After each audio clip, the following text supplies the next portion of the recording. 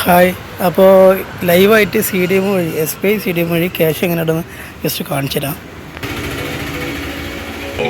First ഒന്ന് work ചെയ്യുന്നുണ്ടോ എന്ന് നോക്കണം. വർക്ക് ചെയ്യത്തില്ല, അപ്പോൾ ബാക്ക് അടിക്കുക, പിന്നെ തിരിച്ചു പോരുക. ഇത്ര ഉള്ളൂ.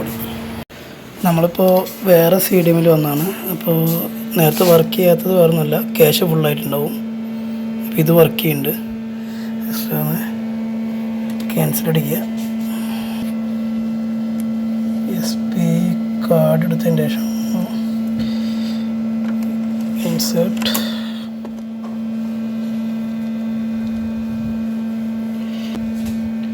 ലാംഗ്വേജ് സെലക്ട് ചെയ്യുക.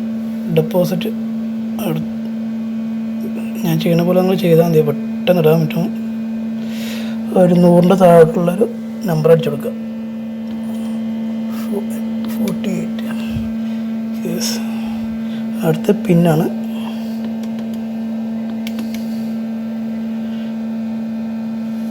സേവിങ്സ്. ഈ ക്യാഷ് ഇടുമ്പോൾ ശ്രദ്ധിക്കേണ്ട ഒരു കാര്യമുണ്ട്. ക്യാഷ് ചുളുങ്ങിക്കഴിഞ്ഞാലും മടങ്ങിക്കഴിഞ്ഞാലും റിട്ടേൺ വരും. നിങ്ങളുടെ കയ്യിലെ എമൗണ്ട് എത്രയാണ് ക്യാഷ് ഇടുക. ഇത് ഫേക്ക് നോട്ടൊക്കെ ആണെങ്കിൽ റിട്ടേൺ വരാൻ സാധ്യതയുണ്ട്. പിന്നെ ക്യാഷ് മടങ്ങരുത്.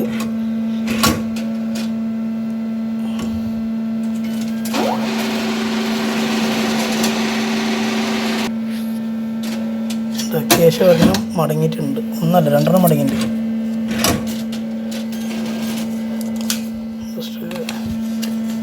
മടങ്ങിയത് ചുളുങ്ങിയിട്ട് തോന്നുന്നു.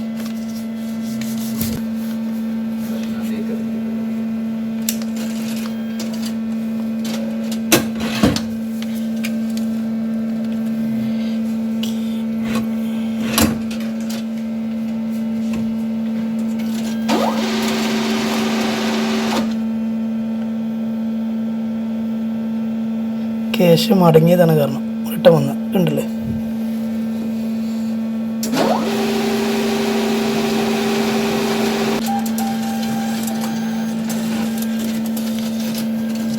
ബില്ല്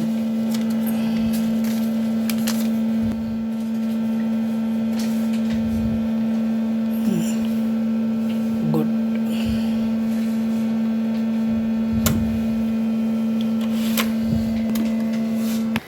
നമ്മളങ്ങനെ ക്യാഷ് ഇട്ടിട്ടുണ്ടല്ലേ.